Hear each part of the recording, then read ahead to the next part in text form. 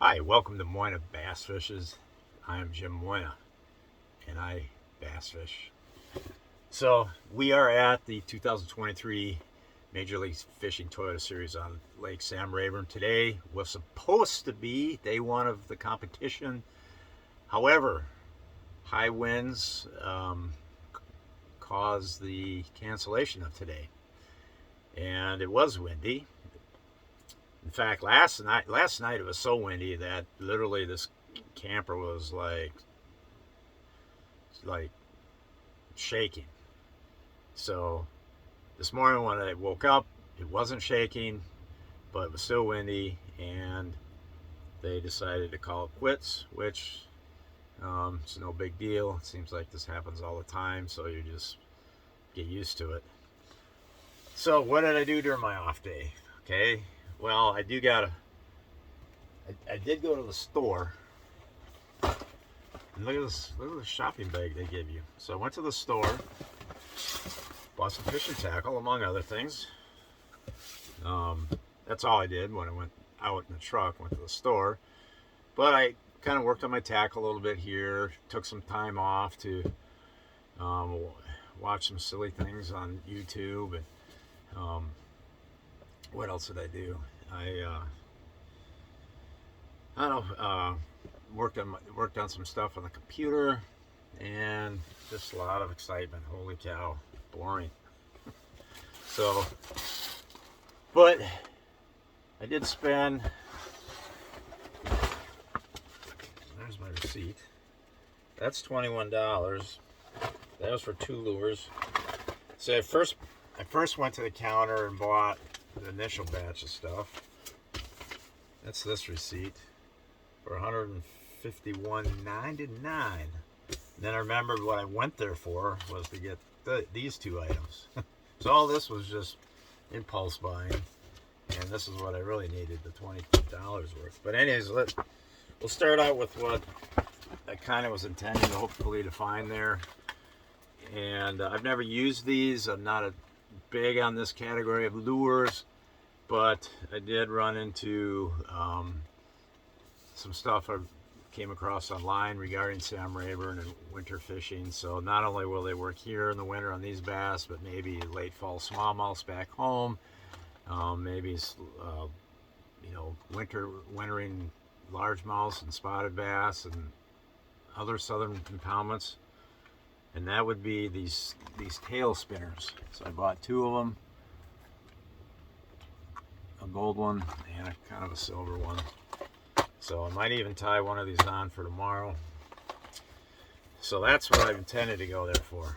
And a tail spinner, I seriously own one little George, which is a tail spinner, and I have no clue where it is in my stash.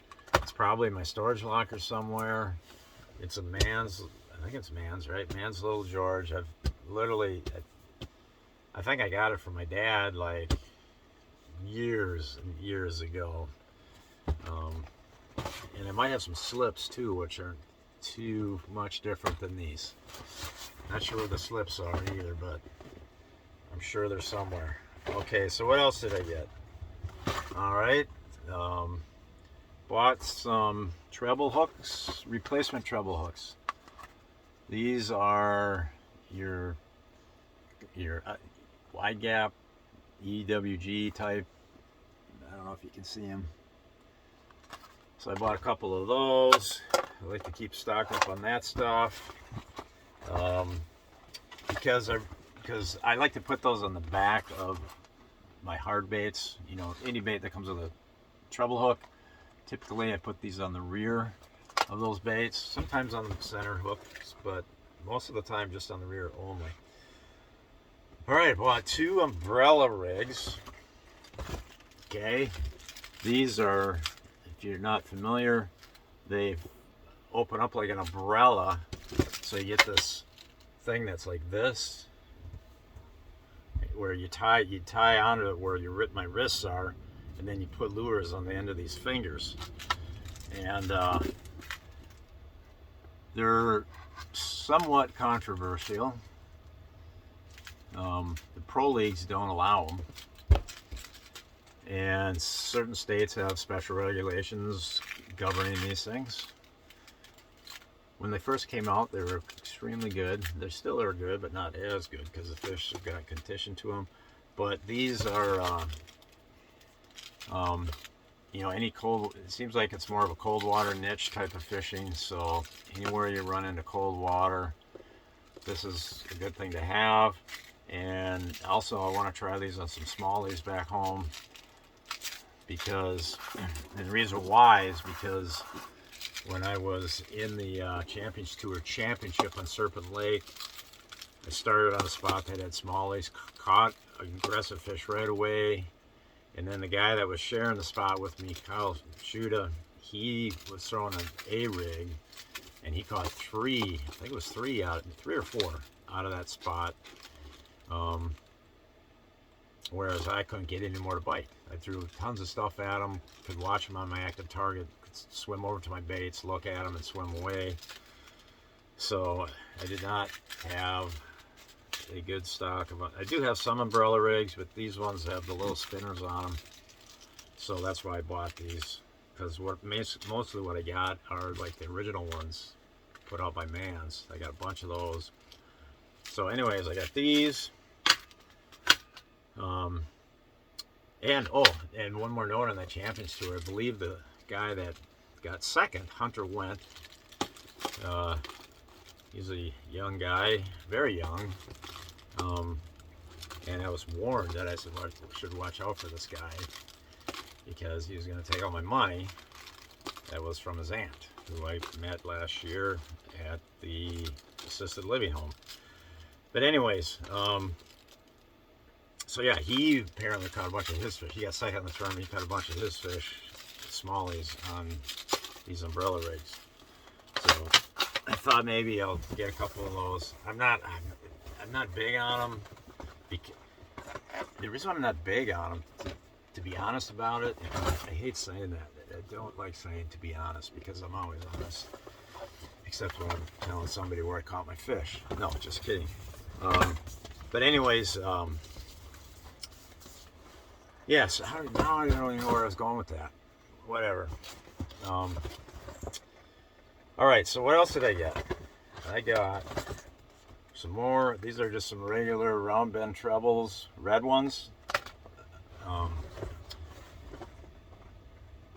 Years ago, red hooks were like all the buzz, and I don't know. So now, because of that, I always put red hooks on at least the front of my bait. And a guy named Pete Marino out west told me that when he has fish missing his top water, sometimes just putting a red hook on the front hanger can get more accurate strikes, and that would be like typically in really clear water. So it's hard to measure the success of that. I really don't know if it works or not, but I don't know. I like a little hint of red like that, a little accent of red. Even if it's just, you know, it's just, red's like a sign of a wound. So if a bass senses something is wounded, it's probably more likely going to eat it. Here is, so I bought a rattle trap.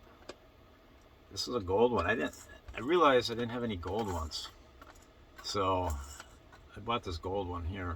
It's got a little orange on the belly too, so contemplating whether I should tie that on tomorrow, because I heard they like rattle traps here. In fact, I heard that going all the way back to 1996. That's when I remember the guy's name was Jim Guard, cool dude, and he was telling me you got to have these rattle traps, and I'm like, well, rattle trap? Nobody wins tournaments in Minnesota on rattle traps. Well, lesson learned. I better have some when you come to this lake. And then I told myself I'd be disciplined when I went to the store today, and easily could have spent 10 times this, right? So, but anyways, I bought 3 spendy jerk baits. These are the Mega Bass 110s. And so I bought 3 colors I haven't ever used. This would be matte finish Pro Blue, which I've got fish on the regular Pro Blue. So I thought with this matte finish, maybe when the water's a slightly murkier, maybe this finish would be better. Stand out a little more in the murk. Then this one just caught my eye. I don't know, it looks like a fish catching bugger. That color, oh, what's the name of that one? That is Kosari Shad. HT Kosari Shad. So that looked pretty cool. Again, I'm not saying you go buy these because I bought these just because, hey, these look like cool colors. Never used them. So I'm just showing you what I got. Okay, this color is, what is it, Mr. Gizzard? No, MB Gizzard. Mr. Gizzard would be, that'd be a better name, Mr. Gizzard. But this is, I've had this similar color in a Lucky Craft bait, and it's kind of some translucence to it, and it's kind of a greenish back. So I've had some luck on that color in a Lucky Craft bait, so I thought I'd try it in the Mega Bass bait. Now, the problem with buying these 3, other than being out $75 now, is my jerkbait box is already stuffed full. So what do I take out of my jerkbait box to put these in? I can always make room for one more rattle trap, and these I can always find a place to put them. But my jerkbait box does not have room for 3 new jerkbaits, so that'll be a exercise in just in indecision. An exercise in indecision is what that'll be when I have to pick 3 jerkbaits that are in the box and give them the boot to put these 3 in there. So that's it. So if you add these 2 receipts together, $173 worth. This is what I got. I got 3 packs of hooks, 2 umbrella rigs, 2 tail spinners, 1 rattle trap, 3 jerk baits. And you'd probably, and I'm not saying this store has got high prices at all. I'm just saying that's because you'd probably spend similar to this at all these other stores. Oh, and by the way, this is a cool fact that I learned about this store here in Brooklyn, Texas. This is called the Tackle Addict. I'm not sponsored by them, but it's a cool store. Got a lot of good selection of stuff. I'm not gonna have everything.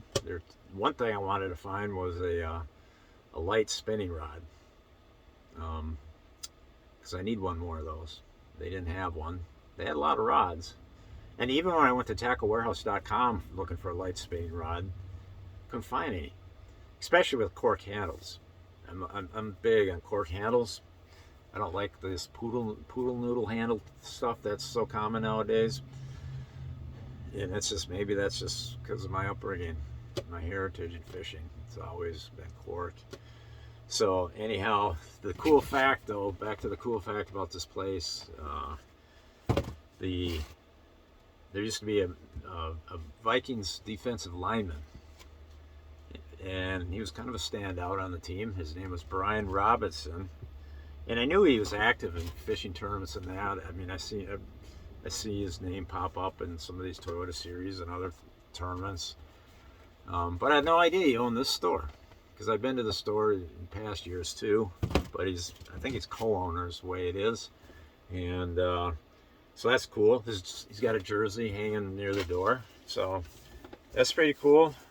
And the other thing was that he'd always, when he'd sack the quarterback, he'd always do his celebration was he'd like cast, he'd like reel in a fish, lip it, then like pretend to throw in the live wheel. That was his celebration of us. That was a sack celebration. So that's about it for tonight. And tomorrow, the tournament will go on tomorrow. If you look at the weather looks mild. It's going to be sunny. People are going to fish wherever they want to on this lake. So there's going to be some big catches. And I got to find one of those big catches. Over.